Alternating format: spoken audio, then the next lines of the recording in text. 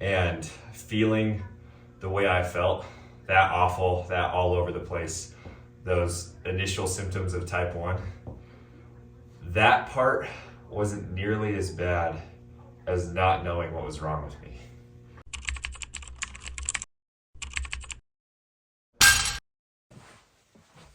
Okay, good morning. I'm excited. Today's chest workout.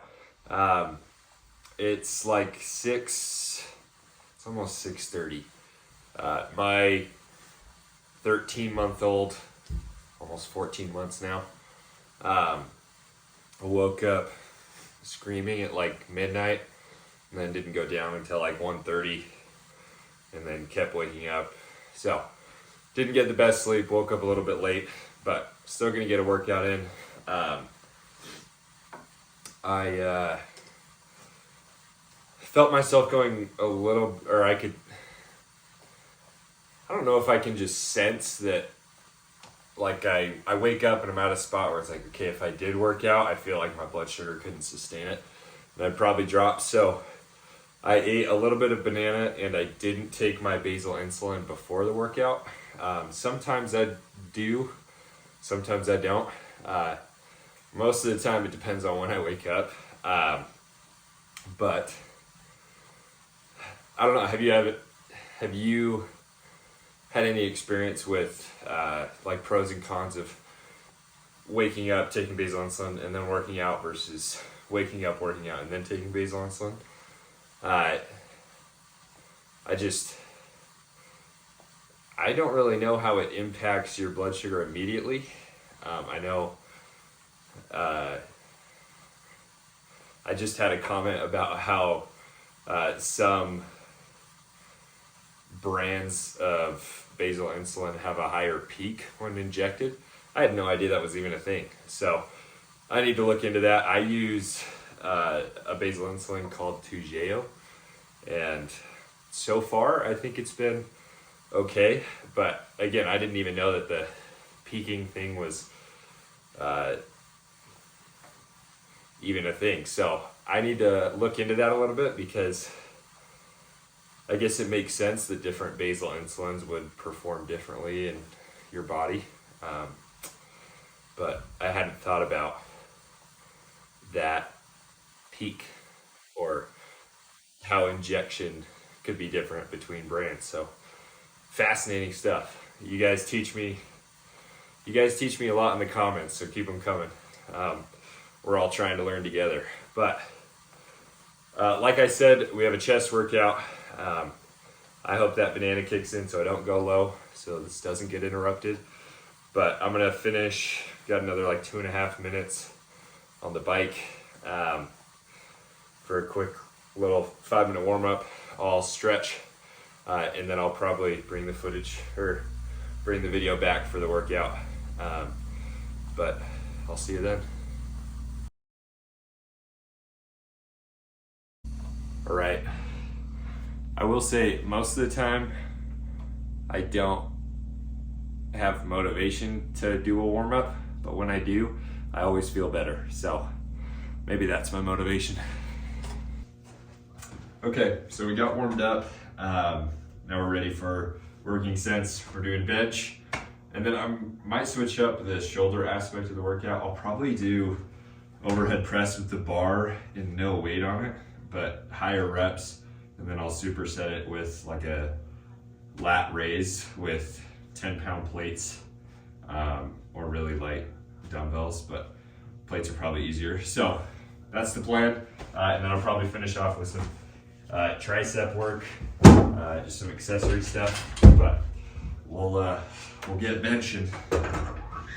So today I wanted to talk about how my diagnosis impacted my mental health. And I realize that's probably a big topic. And for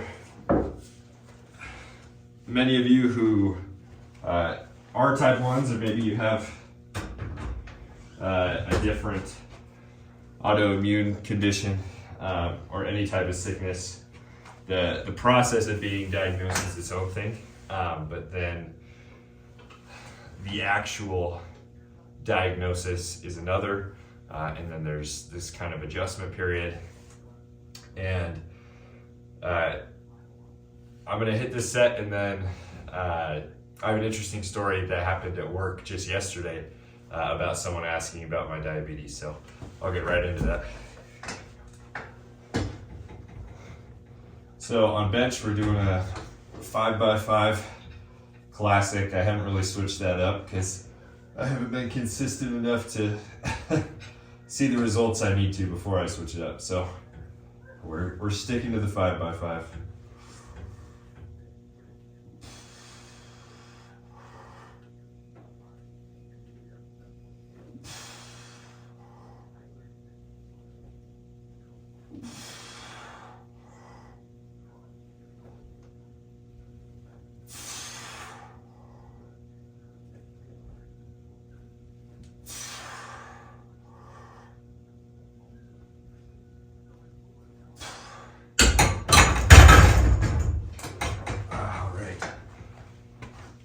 I like those, at least for my initial few working sets. I always like keeping the tempo of the reps pretty slow, pausing at the bottom, especially on bench.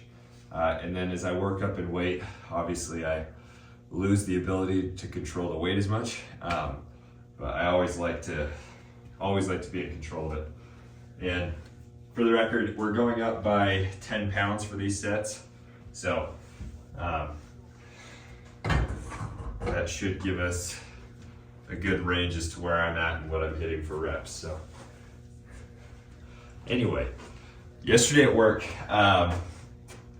I was going from meeting to meeting, had a busy morning, and one of my, I guess, coworkers, someone that I'm working on this project with,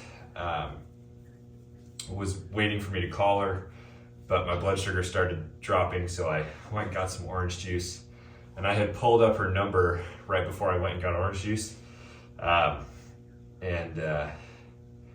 So I must have accidentally called her and then hung up. But anyway, I went to the fridge, and I have like a stash of orange juice that everybody in the office knows is mine, specifically for Lowe's, which is, it's kind of cool that everyone else is so supportive, especially at the office. But anyway, got orange juice and then went back, and this lady that I was working with and had accidentally called me back and said, hey, like, did you mean to call me? And I freaked out because I was like, oh shoot, I didn't know I called you. And I had a conversation with my coworkers about the orange juice and being low. And it was funny, but I was worried that she overheard the whole thing and it wasn't very professional. But thankfully she didn't. And anyway, I started going into like, oh, I'm sorry, did you hear my conversation about orange juice?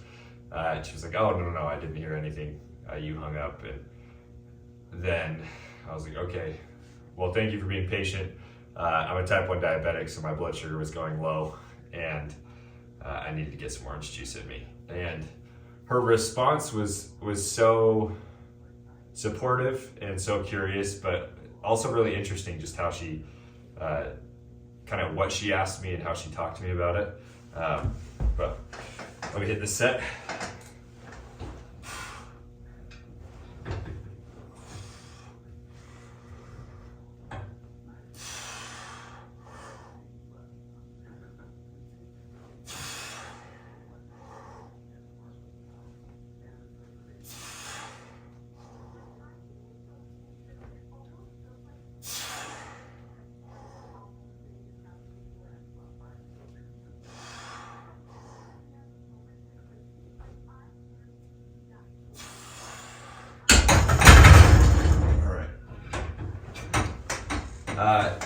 So I told her, and then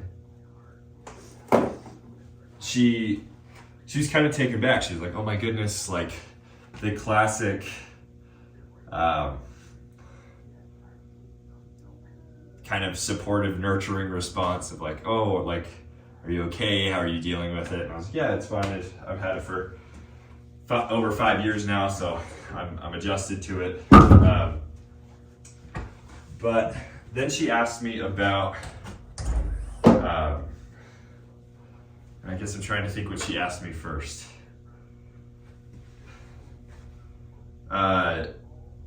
Yes, she asked me how I was diagnosed, and it was really cool because I don't know if it was on a training video like this or in my actual how I was diagnosed or my diagnosis story video, but in that video I go into how I saw signs, but not really the usual signs that people with type 1 see, like the frequent urination, thirst, like dizziness, blurred vision, all of those I didn't really see. I saw like losing weight and blacking out during my workouts. Like I knew enough about my own health to know that something was off. So anyway, without getting too much into that, she was just kind of amazed at this whole story, and obviously she was very sympathetic, which was validating and nice to hear. She was really sweet about it. But as I was kind of explaining that process and like, oh, here are the normal signs of type 1, and then here's what I experienced, she had some really great questions on that. But the point, or the part that I really want to dive into, is her asking a little bit more about like, oh, like how long did it take you to get diagnosed? And I was like, oh, that's an interesting question, because depending on I guess when you were diagnosed in your age, but also in your own health journey, if I can use that term, it can be very difficult. And obviously there's juvenile diagnosed type 1 diabetes, and I would honestly love to hear more about that experience, because I'm sure that's hard in so many ways that I can't understand, being diagnosed at 21, that growing up with it as a kid, being in the school system, having to have people watching over you when you're not fully dependent, but probably teaches you dependent or like interdependence. Fascinating. Okay, let me hit a set. I'm getting way too into this. Oh.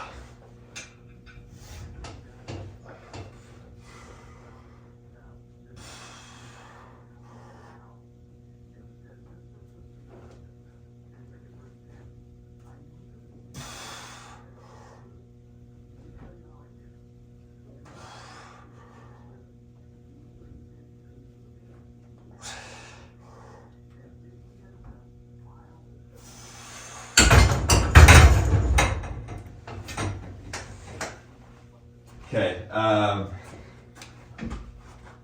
so anyway, she asked how long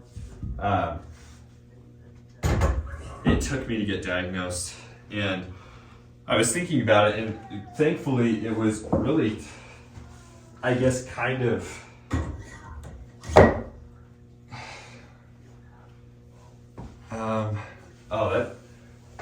and I was trying to explain this to her yesterday, because technically, if we're going from a strictly medical standpoint, I got blood work done, and then a week later went into the doctor, and I don't even know if it was a week, maybe it was just 2 or 3 days, but went into the doctor, and that's when he opened the door and was like, I'm 99% sure you have type 1 diabetes.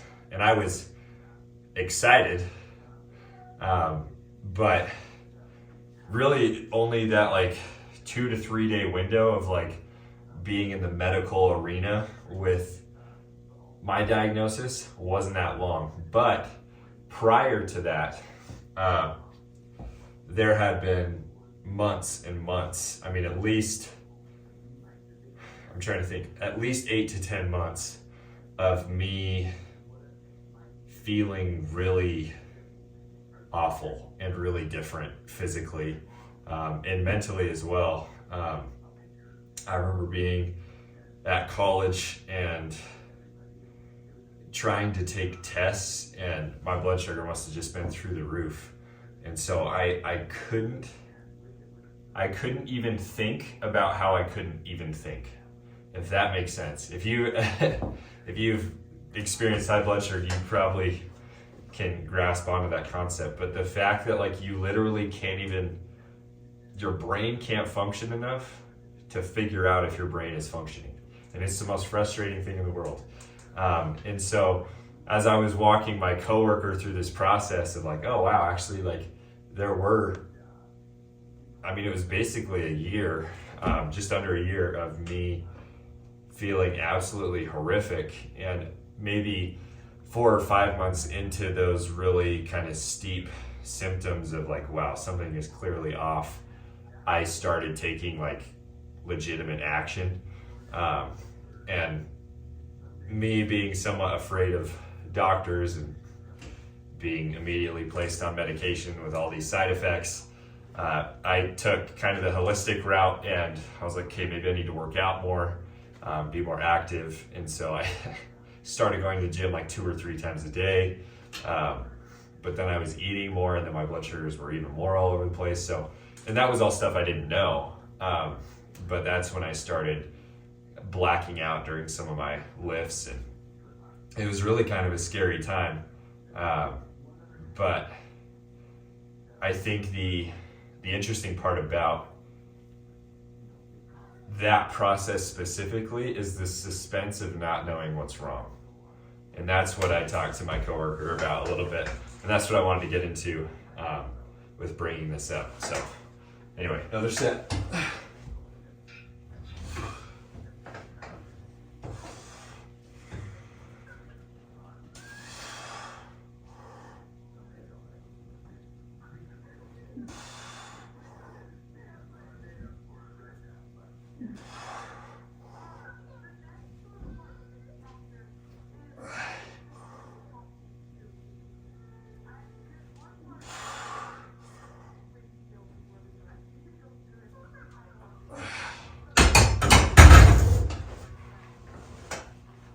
Okay, and I think that was, yep. So I've got 1 set left after this, but we'll up the weight again. Okay, I really wish there was a way to like keep talking through my sets. I would have to voice over the whole video though. I don't think that feels as natural. So after that, initial 4 to 5 months of like me really knowing something's up, and then me trying to figure it out on my own for the next however many months. The worst part about it, and let me figure out how to say that. Before leading up to being diagnosed and feeling the way I felt, that awful, that all over the place, those initial symptoms of type 1, that part wasn't nearly as bad as not knowing what was wrong with me. And that was the hard part, was the suspense of knowing, like intrinsically within myself, that I was like, something is literally wrong with how my body is functioning, and I don't know what it is.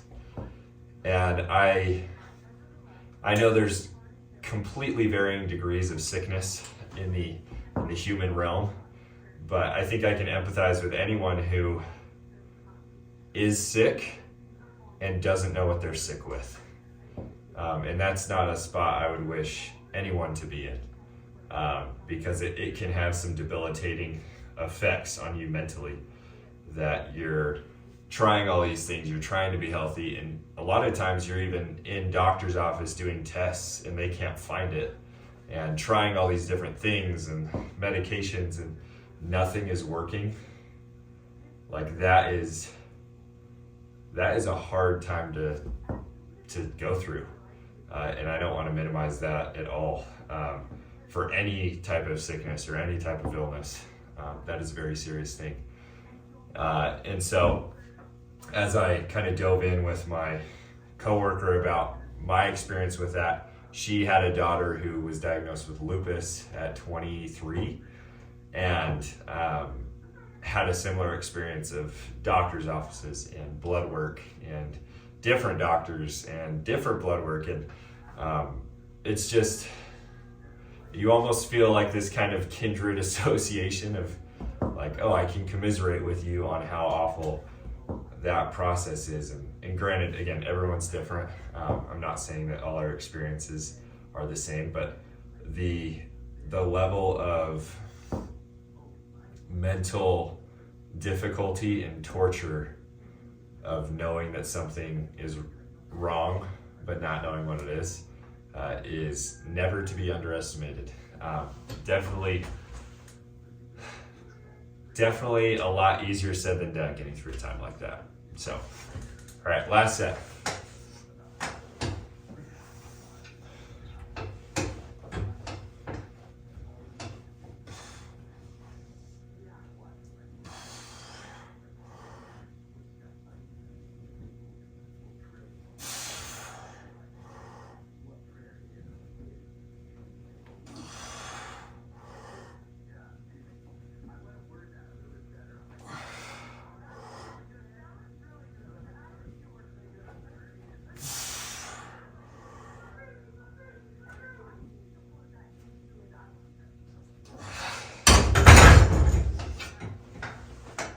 Okay, done with the bench.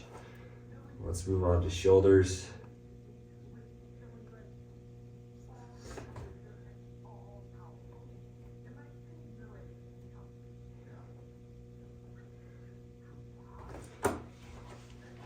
All right, let me strip all this weight. So, yeah, I really wish I could figure out a way to not be interrupted by my own workout. But it was cool to hear this coworker's experience with how she kind of helped her daughter navigate this and how she was supportive of her daughter. It was really kind of cool. But I saw it from another perspective because I remember, and I love my mother, and she was so supportive when I was first diagnosed, but she was way more worried than I was. I mean, she was freaking out, and I was, obviously if you see my diagnosis video, you know, I was actually excited to be diagnosed because now I knew what was wrong with me. And so I just remember my mom knew I had that doctor's appointment. She was like, how'd it go? And I remember calling her. And I was like, Mom, I just got told I have type 1 diabetes. And she literally, like, one of those like mom shriek yells over the phone. And then she actually booked a flight and flew out to where I was living for college, and was there for a few days and went to some of the doctor's appointments with me. And it was really, really nice to have her there. But I heard my coworker talking about her experience with her daughter, and I had to thank her for being a supportive mom through that, because I know that definitely had kind of a subconscious impact on me. It's like, okay, I have support here. But I also didn't understand, I wasn't married and didn't have kids when I was diagnosed. But now, obviously I'm married and then have our 14-month-old who can't sleep very well. And I guess I understand now the lengths I would go to make sure that my kid is safe, and how devastating it would be to hear that there is something wrong or they're sick, and how hard that would be for me. And so, sorry, I'm not trying to get emotional. It's like 7 in the morning. It's way too early for that. But anyway, I heard her talking about that, and it just kind of, it opened my eyes a little bit to see how much support I had, and then how impactful that support was for me during my diagnosis. Because, and I guess this is the next part I want to talk about, but because of how difficult that process is, not just physically, but mentally, both before the diagnosis, during the diagnosis, and then after.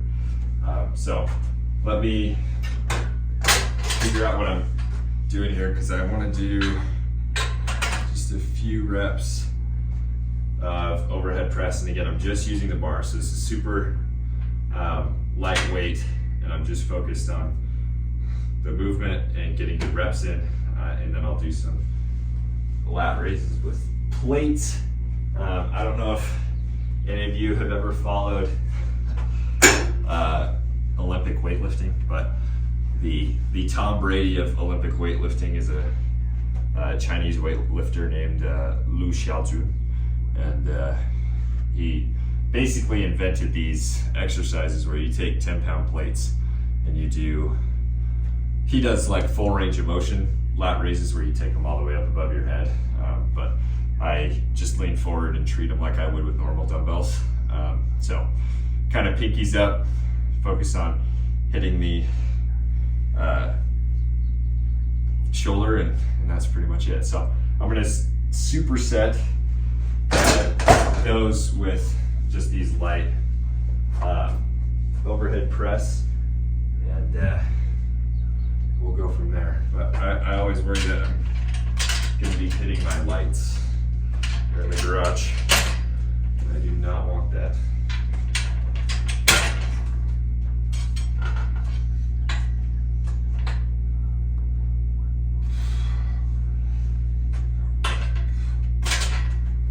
All right, hope I'm good.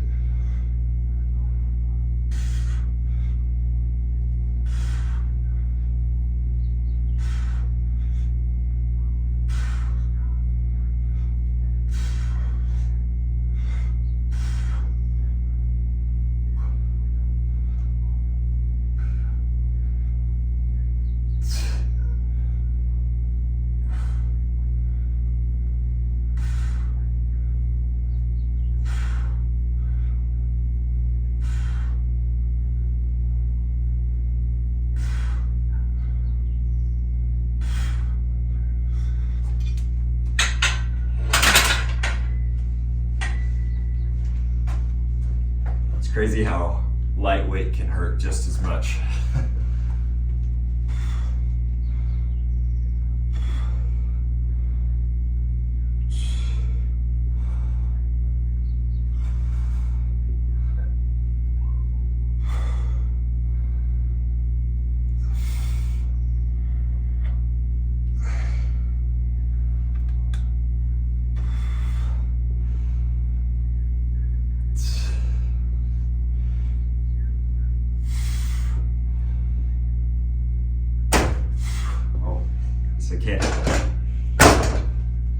Okay, so I'm doing 15 on the overhead press and then 10 on these. So that's decently high reps. So I'll probably only do 3 sets of that.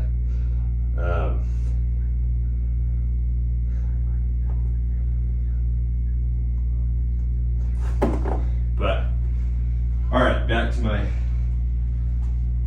I hope these are easy to follow. I feel like I'm always back and forth from here's the workout and then here's the story I'm trying to tell, but got a little bit of rest time here. So the mental toll that a diagnosis takes on you is also something that's not to be underestimated. I remember before my diagnosis, the process of knowing something's wrong but not knowing what that is, that leading to a lot of kind of internal mental anguish, and also like the effect that it has to know that something is like wrong with you, and not like intrinsically, not morally, not like I'm a bad person, but physically I was like, okay, I know something's not working. And so it's hard not to feel broken. It's hard not to feel like your body is fighting against you and you're fighting this losing battle. But the problem is you don't know what you're fighting against. And so that mental cage match I was in with myself was a lot more difficult than I ever anticipated. And looking back on it, it's like, wow, I guess I didn't even know what I was going through at the time. It was just happening. But I applaud anyone who can get through that with even a semblance of a smile on their face. I'm trying to think of some specific examples I have from that, other than I mentioned like taking tests in college. I was really awful at school during that time. My ability to study, my ability to take tests, my ability to learn felt like it was just out the window. And then socially, I had a hard time because I just felt awful. And I remember having these like really big bipolar like mood swings, where I'd be really happy and really hyper active, and then all of a sudden it was like I was on the brink of just like passing out and so tired and dizzy, and it would swing like that. And so as I was out with friends, and especially in college when you're out just doing stupid stuff at midnight, you know, not really taking care of my health regardless, but I just remember feeling absolutely awful. And so it wasn't just the physical aspect that had a mental toll, it was the social aspect, it was the nutrition aspect, it was just all over the place. And that was definitely tough mentally before the diagnosis. All right, another set, and then I'll get into during the diagnosis.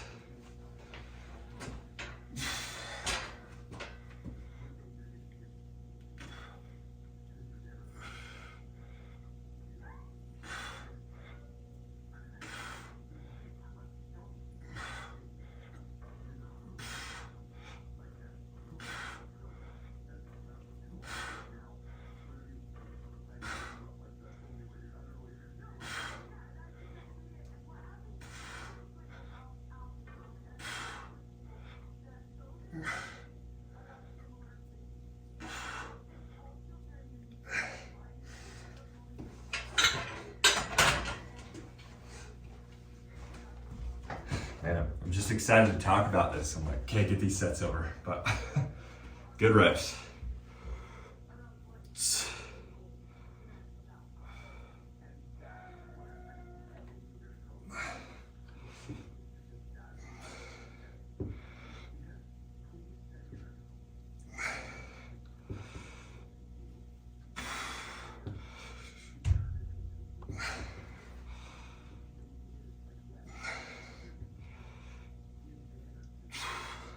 All right.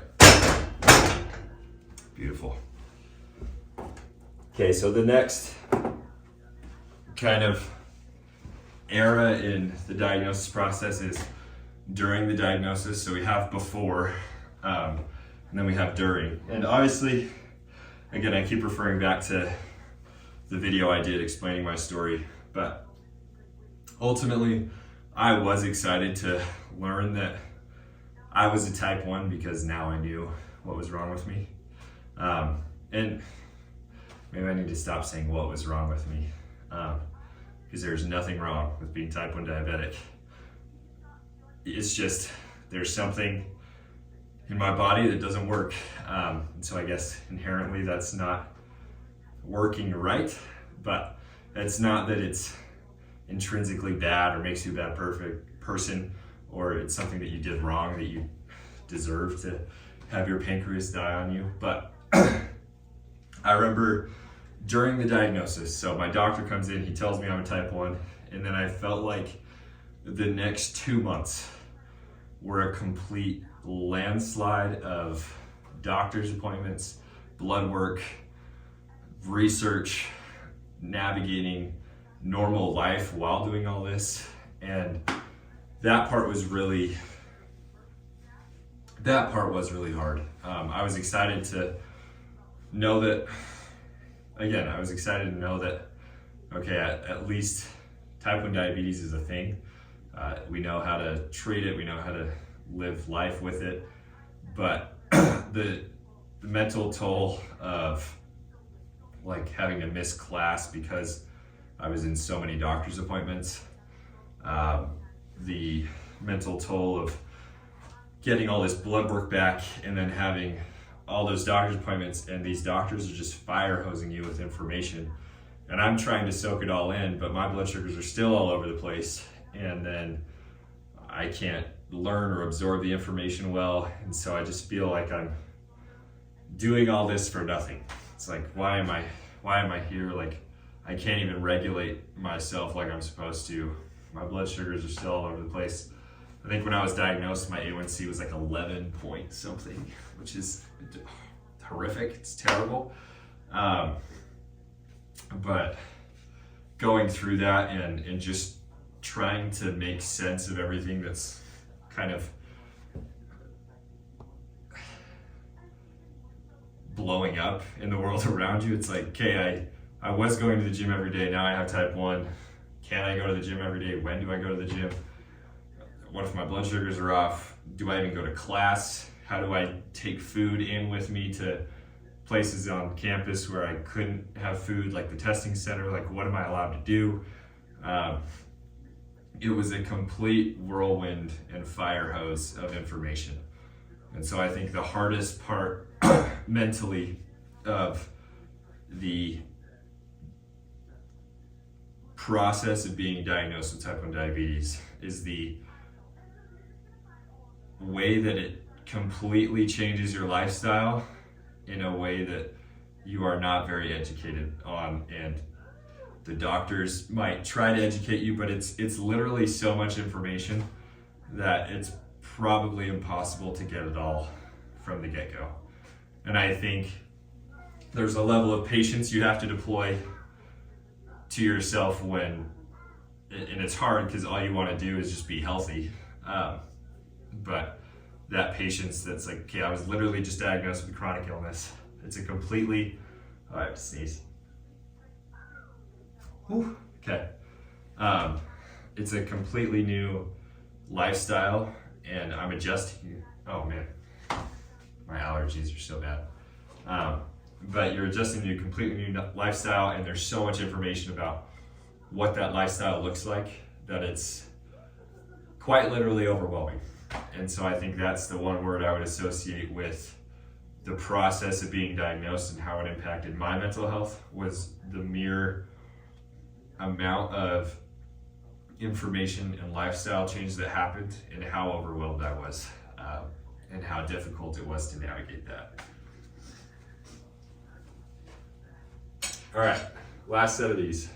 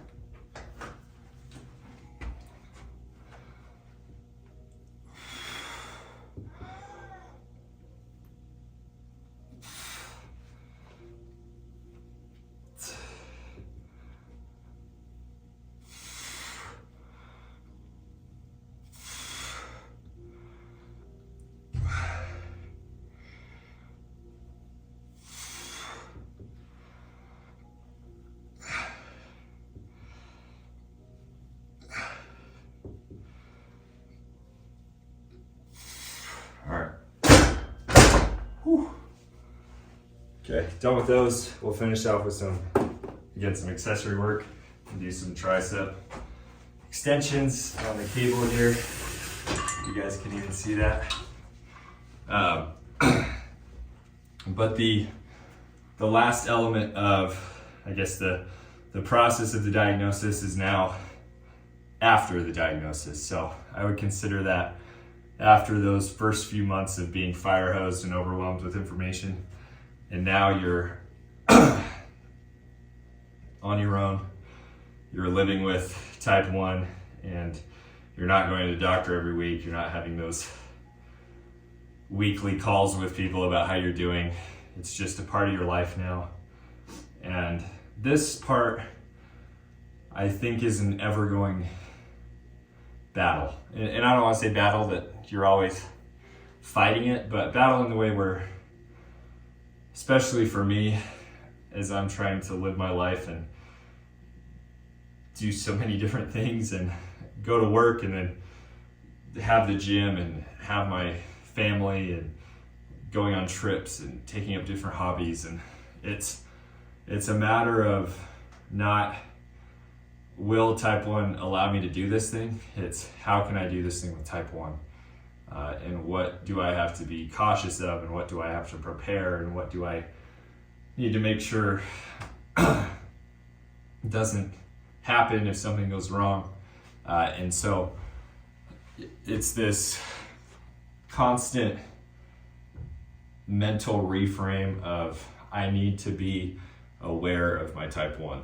And I think there's something to be said about just kind of like, there's something I want to do. I have type 1, but I'm going to do it anyway. That's very brave and courageous. But on the flip side, if you just say, I want to do something, I have type 1, but I'm going to push my type 1 to the side and just do this thing and act like I don't have type 1, I think that is reckless and a little bit dangerous, because it's literally a health condition. And yes, I get the ambition to go and do things with type 1, but on the flip side, if you act like you don't have type 1 diabetes and something does go wrong, it can lead to pretty serious circumstance. So I think for me, it's this balance of, yes, I want to live my life like I would have before I was diagnosed. And at the same time, I need to be aware that type 1 diabetes is a part of me, and how do I incorporate elements of the life that I want to live to allow type 1 diabetes to be there and me to be healthy as I'm pursuing this life, which is easier said than done.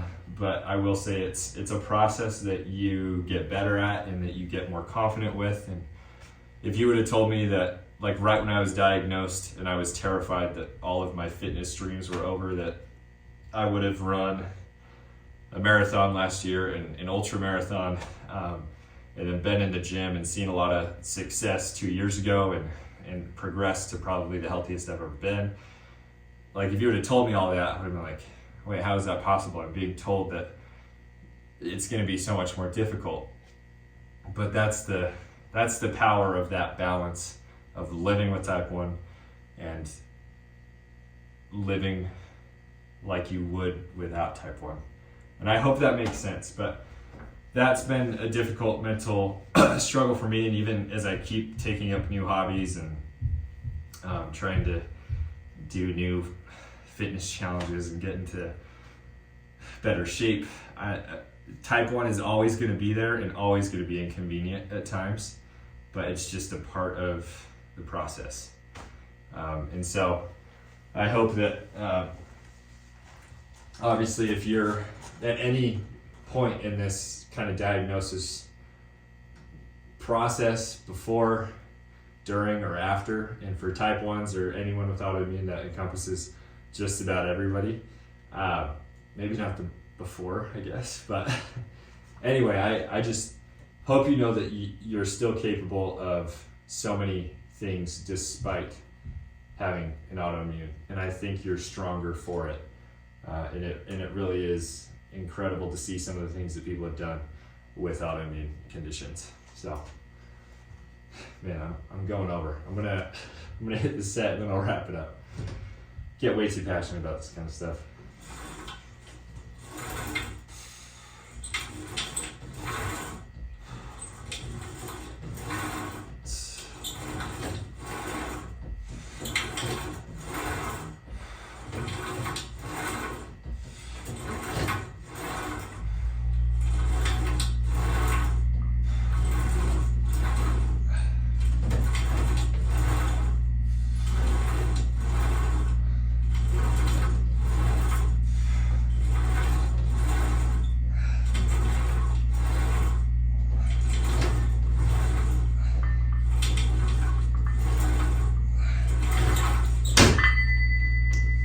Okay, I'll wrap it up. So, thank you everybody for watching. And again, for anyone who's in the process of being diagnosed, or you've just been diagnosed, or you're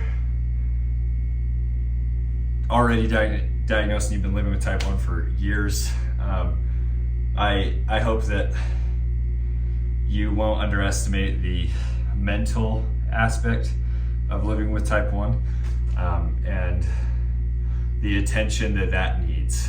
Just as much as you would take insulin every day and insulin with every meal, I think there's something to be said about taking time to make sure you're mentally healthy during everything with type 1. And it can take a toll that is very real and difficult to navigate, but you can do it. So thank you everybody again for watching, and keep going one by one.